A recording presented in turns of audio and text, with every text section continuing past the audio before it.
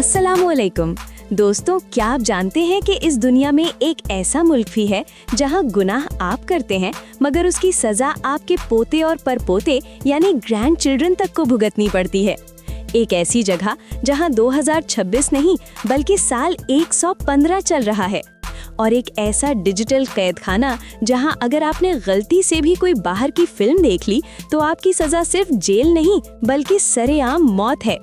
जी हाँ, ये कोई हॉलीवुड की खौफनाक फिल्म नहीं बल्कि दुनिया का सबसे पुरअसरार मुल्क नॉर्थ कोरिया है। आज की इस वीडियो में हम देखेंगे कि आखिर क्यों यहाँ अपनी मर्जी से बाल कटवाना एक जुर्म है, क्यों यहाँ ब्लू जीन्स पहनना मौत को दावत देने के बराबर है, और वो क्या मजबूरी है कि हर घर में लगा सरकारी रेडियो 24 घंटे चलाना लाजमी है और इसे बंद करने की इजाजत किसी को नहीं। साथ ही हम पर्दा उठाएंगे वहाँ की सीक्रेट मस्जिद से और देखेंगे उनके फ्लैग और मैप में छुपी हैरत अंगेज डिटेल्स।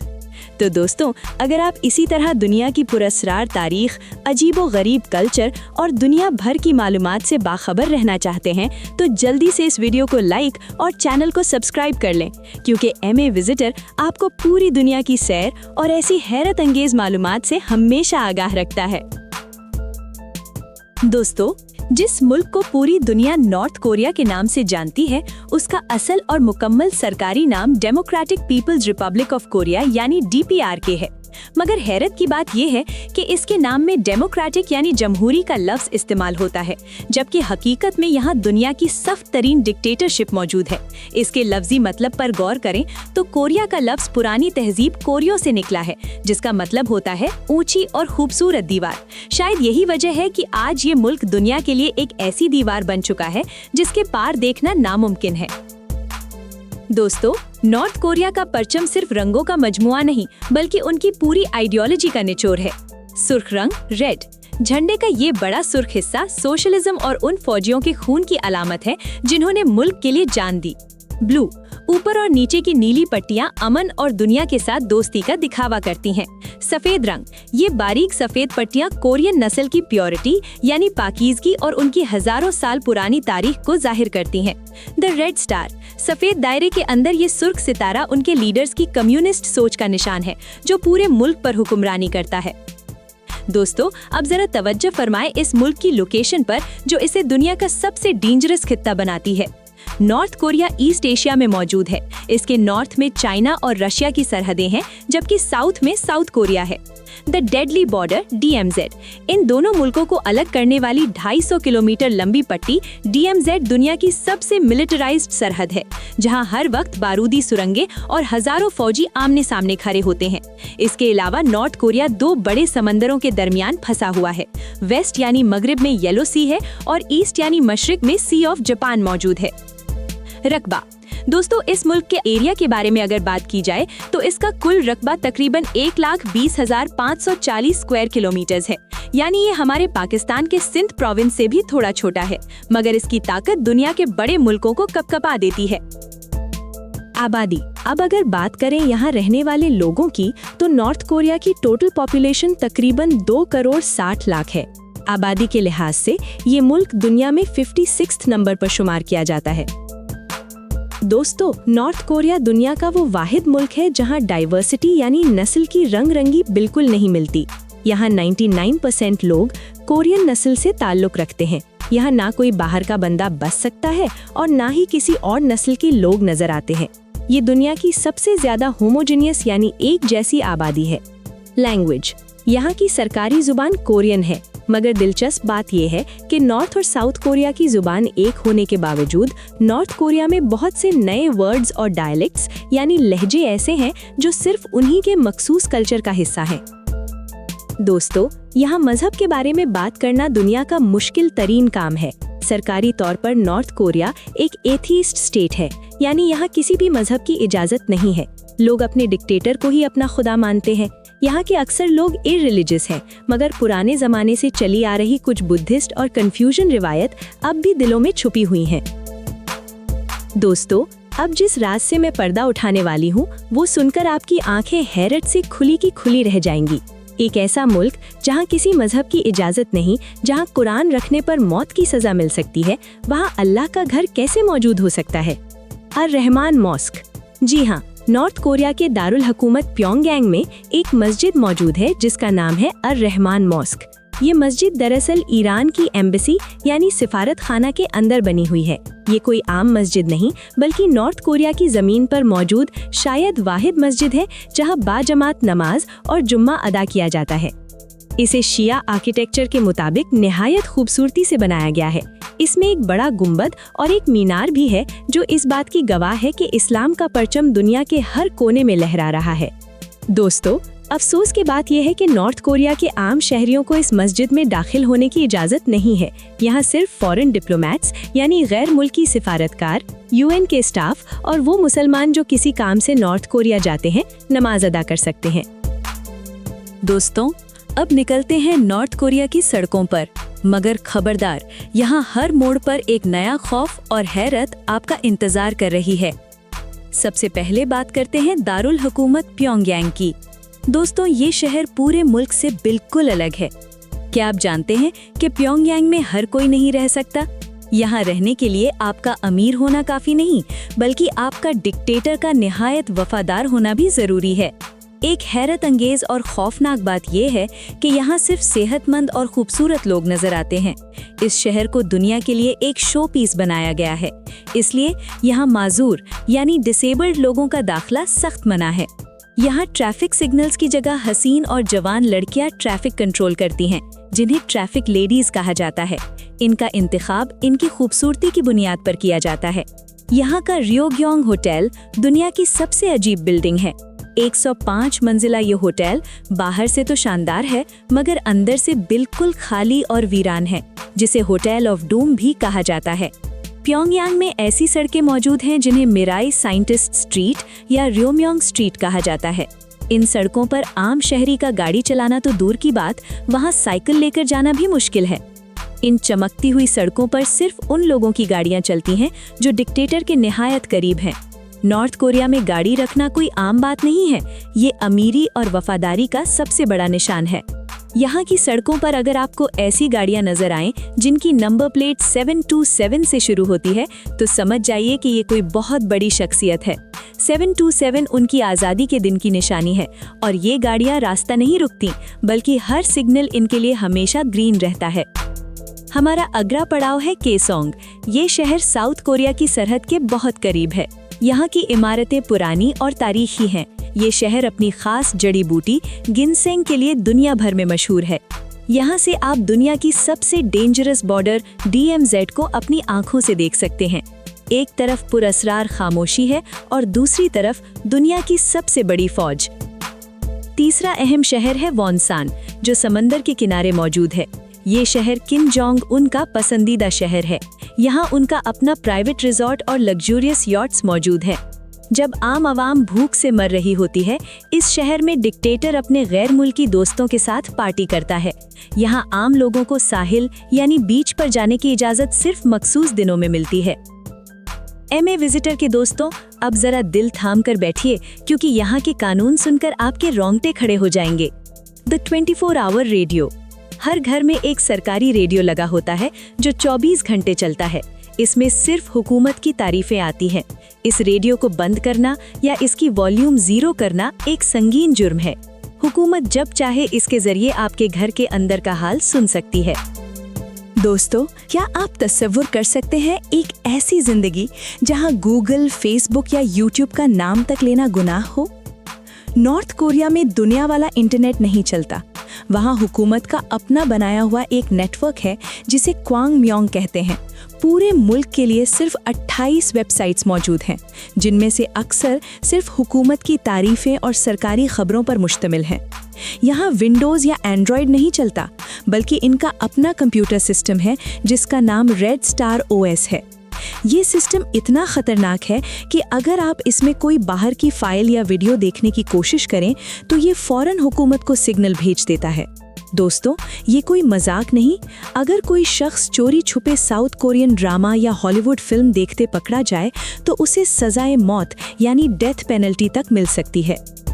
दोस्तों, क्या आपने कभी सोचा है कि कपड़े पहनना भी मौत का परवाना बन सकता है? Blue jeans ban. North Korea में ब्लू जीन्स पहनना सख्त मना है क्योंकि हुकूमत इसे अमेरिकन इंपीरियलिज्म यानी दुश्मन मुल्क की निशानी मानती है। अगर कोई पहले पकड़ा जाए तो उसे लेबर कैंप्स में भेज दिया जाता है जहां उनसे जानवरों की तरह काम लिया जाता है। 15 अप्रूव्ड हेयर कट्स। यहाँ के नाई के पास एक चार्ट लगा होता है जिसमें मर्दों के लिए 15 और औरतों के लिए 18 स्टाइल्स होते हैं। इनके अलावा कोई भी नया स्टाइल वेस्टर्न कल्चर की निशानी समझा जाता है और इस पर सख्त सजा मिलती है।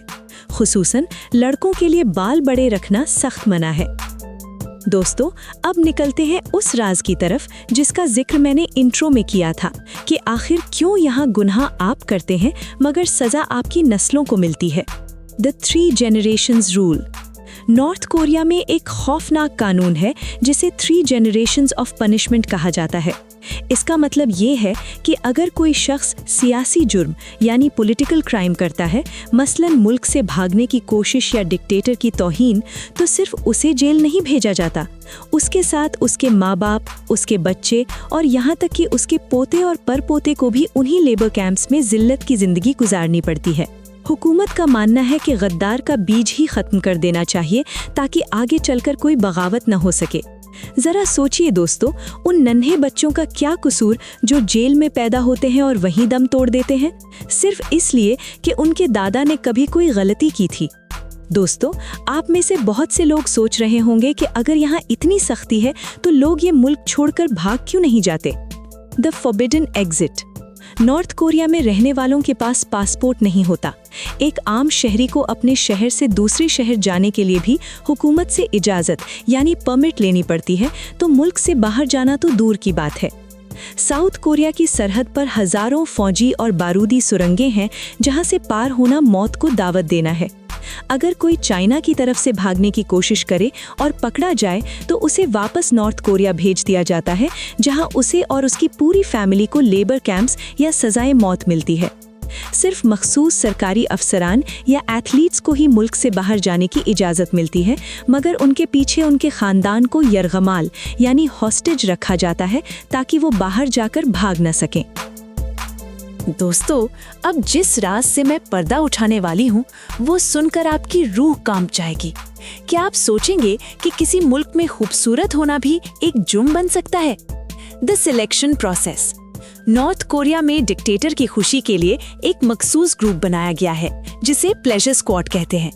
हुकूमत के नुमाइंदे पूरे मुल्क के स्कूलों और कॉलेजेस में जाते हैं और सबसे हसीन और जवान लड़कियों को चुनते हैं। इन लड़कियों को उनके घर वालों से जबरदस्ती अलग कर दिया जाता है। उनके माँ बाप चाहकर भी कुछ नहीं कर सकते क्योंकि इनकार का मतलब है पूरे खानदान की मौत। इन लड़कियों को मखसूस ट्रेनिंग दी जाती है। उन्हें डिक्टेटर के महलों में रखा जाता है ताकि वो उन्हें और उनके खास मेहमानों को एंटरटेन कर सकें। जब ये लड़कियां 25 या 26 साल की हो जाती हैं तो उनकी शादी फौजी अफसरों से करवा दी जाती है और उन्हें सख्त हिदायत होती है कि वो अंदर के राज कभी किसी को न बताएं। दोस्तों, क्या आप जानते हैं कि नॉर्थ कोरिया की फौज दुनिया की 4थी सबसे बड़ी फौज है, मगर इसके पीछे की हकीकत बहुत दर्दनाक है। दुनिया में कहीं भी फौजी सर्विस 1 या 2 साल होती है, मगर नॉर्थ कोरिया में हर मर्द को 10 साल तक फौज में रहना लाजमी है। यहाँ औरतें भी पीछे नहीं हैं। उन्हें भी अपनी जवानी के कीमती साल तकरीबन 23 साल की उम्र तक फौज में गुजारना पड़ते हैं। इन बेचारी लड़कियों को अक्सर भूख और सख्त माहौल का सामना करना पड़ता है, मगर इनकार की इजाज़त किसी को नहीं। अब जिस कानून का मैं जिक्र करने वाली हूँ वो सुनकर शायद आपको यकीन न आए। Fertiliser crisis. नॉर्थ कोरिया में फसलों के लिए खाद फर्टिलाइजर की शदीद कमी है। इस कमी को पूरा करने के लिए हुकूमत ने कानून बनाया है कि हर शहरी को अपना इंसानी फूजला यानी ह्यूमन वेस्ट जमा करके खेतों के लिए सरकारी अफसरों को देना होगा। हर घर का एक मखसूस कोटा होता है और अगर कोई अपना कोटा पूरा ना कर सके तो उसे भारी जुर्माना या सजा भुगतनी पड़ती है। सोचिए दोस्तों, वहाँ लोग कूड़े कचरे और गंदगी को भी सोना समझकर संभालते हैं। अब बात करते हैं यहाँ के पैसे की। इनकी करेंसी का नाम नॉर्थ कोरियन वॉन है, मगर दिलचस्प बात यह है कि खुद नॉर्थ कोरियंस को अपनी करेंसी पर भरोसा नहीं है। बाजार में लोग चाइनीज युआन या यूएस डॉलर्स में लेन देन को तरजीह देते हैं, क्योंकि हुकूमत ने कई बार अचानक पुरानी करेंसी बंद करके लोगों की पूरी जिंदगी की जमा पूंजी कागज का टुकड़ा बना दी है। अगर आप बहैसियत टूरिस्ट वहां जाएं, तो आपको ऐसा लगेगा कि आप किसी फिल्म के सेट पर हैं। आपको अकेले कहीं जाने की इजाजत नहीं होगी। आपके साथ हमेशा 2 गार्ड्स होंगे। इनमें से एक आप पर नजर रखता है और दूसरा पहले वाले पर नजर रखता है, ताकि कोई भी घुल मिल ना सके। टूरिस्ट्स को सिर्फ वही रास्ते दिखाए जाते हैं जो साफ हों। यहाँ तक कि दुकानों में रखा हुआ खाना और फल अक्सर प्लास्टिक के होते हैं, जो सिर्फ दिखावे के लिए रखे जाते हैं। दोस्तों, आज नॉर्थ कोरिया दुनिया के लिए एक जिद्दी मुल्क है, मगर इस दुश्मनी की बुनियाद तकरीबन 75 साल पहले रखी गई थी। एक कोरिया से 2 कोरिया। 1945 तक पूरा कोरिया एक ही मुल्क था, मगर दूसरी जंग अजीम यानी वर्ल्ड वॉर 2 के बाद ये मुल्क 2 हिस्सों में बंट गया। नॉर्थ पर रशिया, सोवियत यूनियन का असर हो गया और साउथ पर अमेरिका का। Korean war 1950 to 1953। 1950 में नॉर्थ कोरिया ने साउथ पर हमला कर दिया ताकि पूरे मुल्क को एक कर सके। इस जंग में अमेरिका ने साउथ कोरिया का साथ दिया और नॉर्थ कोरिया पर इतनी बमबारी की कि उनका तकरीबन हर बड़ा शहर मिट्टी का ढेर बन गया। दोस्तों, हैरानी की बात यह है कि ये जंग कभी खत्म नहीं हुई। 1953 में सिर्फ एक अमन मुआहदा यानी सीज फायर हुआ था, जिसका मतलब है कि कागजों पर ये दोनों मुल्क आज भी जंग यानी वॉर की हालत में हैं। अब सवाल ये है कि ये नफरत आज भी इतनी ताज़ा क्यों है? नॉर्थ कोरिया की हुकूमत अपने लोगों को बचपन से ये सिखाती है कि अमेरिका ने उनके बुजुर्गों को मारा और उनका मुल्क तबाह किया। वहाँ के म्यूजियम्स में सिर्फ अमेरिका की जुल्म की दास्तानें दिखाई जाती हैं। नॉर्थ कोरिया के लीडर्स को लगता है कि अगर उनके लोग साउथ कोरिया की तरह अमीर और आज़ाद हो गए तो उनकी अपनी हुकूमत ख़त्म हो जाएगी। इसलिए वो साउथ कोरिया को अमेरिका का गुलाम कहते हैं। नॉर्थ कोरिया का मानना है कि अगर उनके पास एटम बॉम्ब नहीं होगा तो अमेरिका उन पर हमला करके उन्हें तबाह कर देगा। इसलिए वो अपनी पूरी मईशत इन बमों पर खर्च कर देते हैं। दोस्तों, नॉर्थ कोरिया की ये दास्तान सुनकर दिल से सिर्फ एक ही बात निकलती है कि आज़ादी अल्लाह की कितनी बड़ी नेमत है। हम कितने खुश नसीब हैं कि हम एक ऐसे मुल्क में सांस लेते हैं जहां हमें बोलने, पहनने और अपनी मर्जी की जिंदगी गुजारने का हक हासिल है। एक तरफ वो दुनिया है जहां 2026 में लोग चांद पर घर बनाने की सोच रहे हैं और दूसरी तरफ नॉर्थ कोरिया है जहां लोग सिर्फ इसलिए जेल भेज दिए जाते हैं क्योंकि उन्होंने ब्लू जीन्स पहनी थी। मेरा आज का सवाल, इन सब हैरत अंगेज और खौफनाक कवानीन में से आपको सबसे ज़्यादा किस बात ने हिलाकर रख दिया? क्या वो 3 जनरेशन पनिशमेंट थी या फिर प्लेजर स्क्वाड का काला सच? कमेंट में अपनी राय का इजहार ज़रूर कीजिएगा, क्योंकि मैं आपके हर कमेंट को पढ़ती हूँ। दोस्तों, अगर आपको हमारी ये मेहनत पसंद आई है तो इस वीडियो को लाइक ज़रूर करें और अपने दोस्तों के साथ शेयर करें ताकि वो भी इस हिडन वर्ल्ड के बारे में जान सकें। और अगर आपने अभी तक हमारे चैनल को सब्सक्राइब नहीं किया तो भाई देर किस बात की, अभी सब्सक्राइब करके बेल आइकन दबाएं, क्योंकि MA विजिटर आपको पूरी दुनिया की सैर और ऐसी ही हैरत अंगेज मालूमात से हमेशा बाखबर रखता है। अगली वीडियो तक के लिए मुझे इजाज़त दीजिए। अपना और अपने प्यारों का ख्याल रखिएगा। अल्लाह हाफिज़।